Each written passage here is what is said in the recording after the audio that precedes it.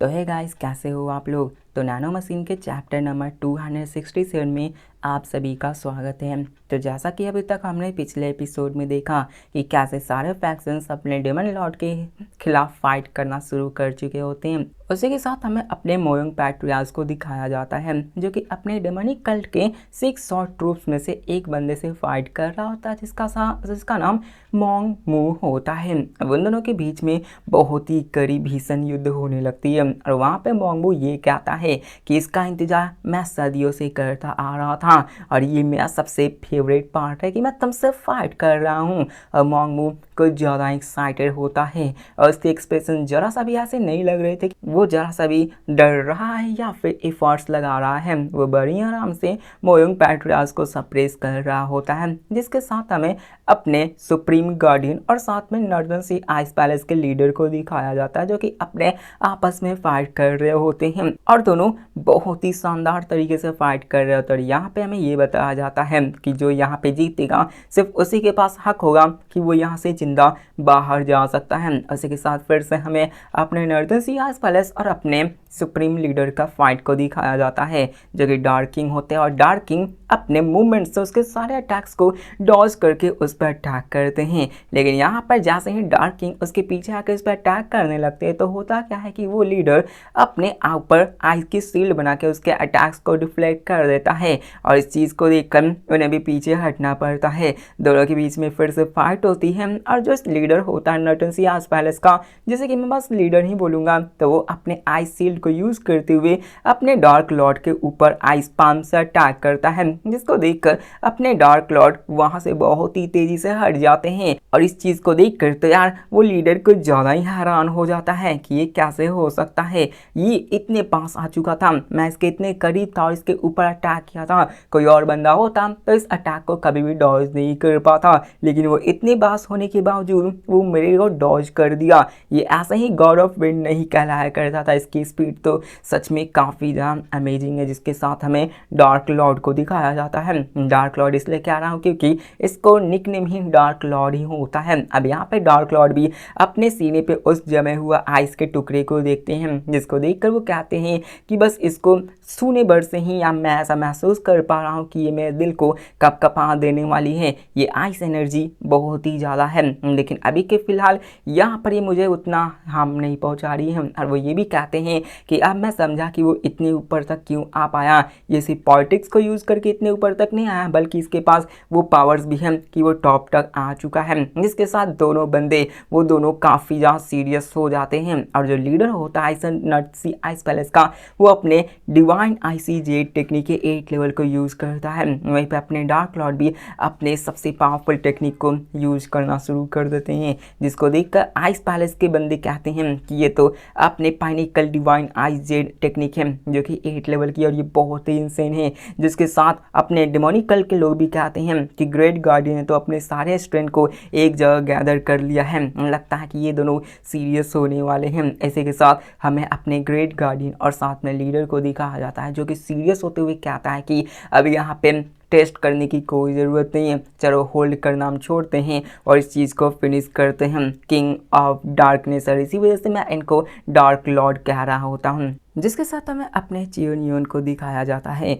जो कि सारे बंदों को मार रहा होता है। वो वहाँ पे कोई नॉर्मल तरीके से नहीं मार रहा था, बल्कि उन्हें बीचों बीच काट कर बहुत ही बेरहमी से मार रहा होता है। उनको मारते हुए बस ये इतना ही कहता है कि तुम वो नहीं हो जिसे मैं खोज रहा हूँ। जिसके साथ बाकी के गार्ड्स अपने चियोनियन पे लगातार अटैक करने लगते हैं, लेकिन यहाँ पे चियोनियन उन्हें डेलिबरेटली नहीं मार रहा होता, क्योंकि वो उनकी टेक्निक्स को देखना चाहता था। वो उन सबको छोड़ रहा होता है। अब यहाँ पे वो मन में कहता है कि मैंने इनमें से लगभग 3 टेक्निक्स को देख रखा है, जहाँ पर हर एक बंदा 3 टेक्निक्स को परफॉर्म कर रहा, लेकिन इनमें से कोई भी बंदा हेवनली डेमोनिक सॉर्ड आर्ट को अभी तक यूज नहीं कर पाया है। और यहाँ पर मैं समझ नहीं पाया हूँ कि आखिरकार इनमें से वो क्यों नहीं यूज़ कर रहा है। लेकिन तभी हमें यहाँ पे दिखाया जाता है कि चियोनियन एक को मार रहा था, तो दूसरा बंदा अपने फिस्ट आर्ट को यूज़ करके अपने चियोनियन पर पीछे से अटैक करता है और ये अटैक अपने चियोन को जाकर लगती भी है, जहाँ पे हमें दिखाता है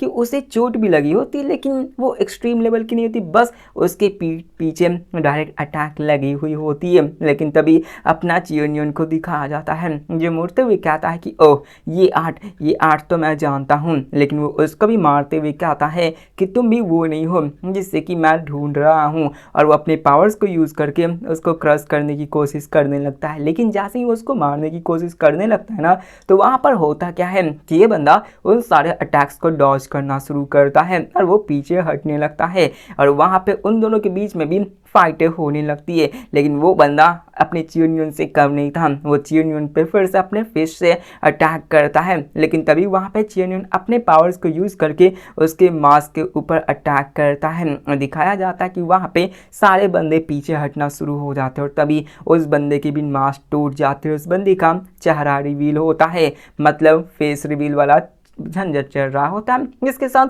वहां पर जैसे ही बाकी के दूसरे बंदे उस ओल्ड मैन को देखते हैं, वो यार पूरी तरह से हैरान हो जाते हैं कि आखिरकार ये कैसे हो सकता है। और हमें दिखाया जाता है कि जब उसके मास्क उतरी होती ना, तो वो मूव करना ही बंद कर देता है। लेकिन हमें दिखाया जाता है अपने मोयोंग कैंग के बच्चे को, मोयोंग यू को, जो कि उसको देखकर पहचान जाता है कि ये तो कोई और नहीं मास्टर गू जियोंग है। ये सुनकर सारे बंदे, वहां पे जितने भी बंदे थे, वो हैरान हो जाते कि क्या ये मास्टर गू जियोंग कैसे हो सकता है। हमें बताया जाता है इस बंदे के बारे में कि मास्टर गू जियोंग कोई और नहीं मोंग शाओलिन का मास्टर होता है, उसका फॉर्मर हेड होता है। यहाँ पर अपने उसी मोयोंग यू को दिखाया जाता है जो कि उसके पास आते हुए कहता है कि मैं जानता हूँ इसके अंदर जो लैटेंट पावर है जो उसकी फीस से निकल रही है और जो 6 डॉट है, ये मैं अच्छे से पहचानता हूँ। मेरे फादर्स ने इसके बारे में बता रखा था, लेकिन ये बंदा तो 18 साल पहले ही गायब हो चुका था। आखिरकार ये बंदा अभी 6 martial arts blade god clan में क्या कर रहा है। मतलब वो कंफ्यूज होता है कि 18 साल बाद आया हुआ बंदा ये उन सब के साथ क्या कर रहा है जो पहले ही गायब हो चुका था। लेकिन उससे पहले कि वो उसके पास जा सके, वो बंदा अपने मोइंग यू पे भी अटैक करता है, जिसके कारण उसे डॉज करके पीछे हटना लगता है। वो बंदा कहता है कि यार ये तो मुझ पर डायरेक्टली अटैक कर रहा था कि मुझे मार सके, और वो उसे कहता कि आखिरकार तुम मेरे साथ ऐसा क्यों कर रहे हो, मैं तो तुम्हारा एनिमी भी नहीं हूँ। लेकिन उस बंदे को कुछ समझ ही नहीं आता कि यहाँ पे चल क्या रहा है, और वो सीधे अपने मोयोंग यू को छोड़कर अपने डेमोनिक कल्ट लीडर पे अटैक कर देता है जो कि दूसरे बंदों को मार रहा होता है। जिसको देखकर यार वो कहता है कि उसकी आंखें वो बिल्कुल ही खाली थी, ऐसा लगता है कि उसको सोल है ही नहीं, वो बस अपने सेक्ट मास्टर पे ही पूरी तरह से फोकस किए हुए, मतलब कि वो अपने डेमोनिक कल्ट लीडर पे ही अटैक किए जा रहा है। लेकिन तभी उनमें से एक बंदे की नज़र आती है कि कैसे एक बंदा एक दूसरे ही शॉर्ट टेक्निक को यूज़ कर रहा है।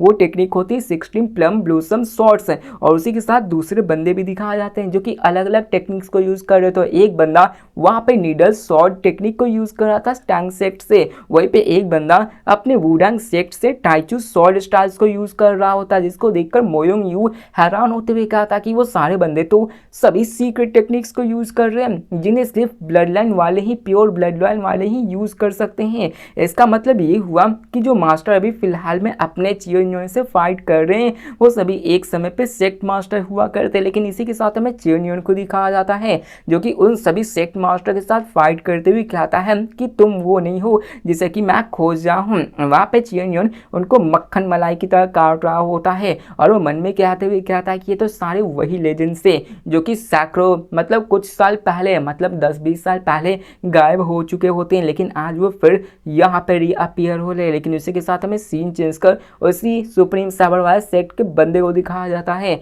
जो कि भागते हुए कहता है कि डैम मेरी स्क्वाड आयरन घोस्ट स्क्वाड वो उस बंदे के हाथों क्रश की जा रही है। वो लेजेंडरी मार्शल आर्ट से जो कि मार्शल वर्ल्ड से लाए गए थे और अभी मैंने उनके ब्रेन वॉश कर रखी है, उनको फाइटिंग किलिंग मशीन बनाया है, उनको पावरफुल बनाया ताकि मैं इन सारी चीज़ों को कामयाब कर सकूं। लेकिन इतने पावर्स होने के बावजूद वो एक बंदे का सामना नहीं कर पा रहे हैं। और यहाँ पर नर्थन सी, आइस फ्लैश और समर अलायंस ये सभी भी कुछ नहीं थे। उसे लगता था कि यार इन सबको ख़त्म किया जा सकता है, लेकिन उसकी खुद की स्क्वाड ही ख़त्म होने लगी थी और ये प्लान सिर्फ अपने चियोनियन की वजह से फेल हो गई होती, जिसको देखकर वो अपने चियोनियन को कर्स देने लगता है। वो वहाँ से भागते हुए बस एक लाइन लास्ट में कहता है कि अगर सब चीज़ ऐसा ही चलता रहेगा तो मैं सिर्फ उस पर ही रिलाई कर सकता हूँ। अब यहाँ पे किस बंदे के बारे में बात कर रही है जो अपने डिमन लॉर्ड से फाइट कर सके, ये तो हमें नहीं बताया जाता, लेकिन हाँ हम लोग अंदाज़ा लगा सकते हैं कि वो ब्लेड गॉड से ही रिलेटेड हो सकती है। तो मिलते हैं नेक्स्ट वीक में, तब तक के लिए बाय।